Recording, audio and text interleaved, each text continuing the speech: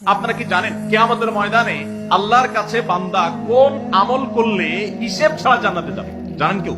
বলতে পারেন কেউ? ভাই, আল্লাহর কাছে হিসেব দিয়ে জান্নাতে যাওয়া কি সহজ কাম না কঠিন কাজ? আরে আল্লাহর কাছে তো অনেক দূরের কথা। আপনি যে প্রতিষ্ঠানে চাকরি করেন তার মালিকের কাছে, উপরস্থ বসের কাছে একেবারে পুঙ্খানুপুঙ্খ করে প্রতিটা পয়সার হিসাব দিয়ে একদম সবকিছুতে পারফেক্টনেস প্রমাণ করা, এটাই তো একটা কঠিন কাজ, দুঃসাধ্য কাজ।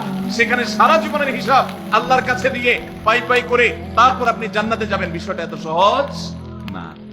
তাহলে হিসেব ছাড়া আল্লাহ তাআলা এমনিতে বলবেন হিসাব টিসাব নাই, তোমাকে এমনি জান্নাতে দিলাম, এটা চান আপনারা?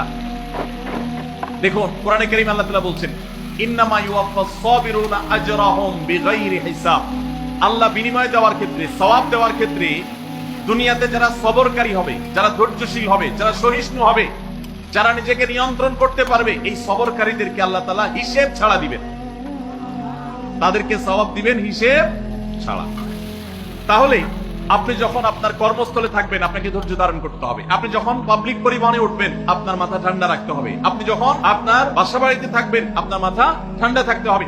মাথা গরম হয়ে যায় যাদের, হট মেজাজ যারা, কথায় কথায় মাথা গরম হয়ে যায়, ধৈর্যহীন হয়ে যায়, যেখানে সেখানে গন্ডগোল বাধায় দেয়, মারামারি বাধায় দেয়, ধৈর্য সহ্য বলতে কিছু নাই, এই লোকগুলো কিন্তু এই সৌভাগ্যবান মানুষদের কাতারে শামিল হতে পারবে না। ঠিক একই ভাবে দাম্পত্য জীবনে সুখী হতে হলে সবর এবং শুকর, এই দুইটা মূল মন্ত্রের কোন বিকল্প পথ খোলা নেই। সেটা স্বামীর জন্য প্রযোজ্য, স্ত্রীর জন্য প্রযোজ্য।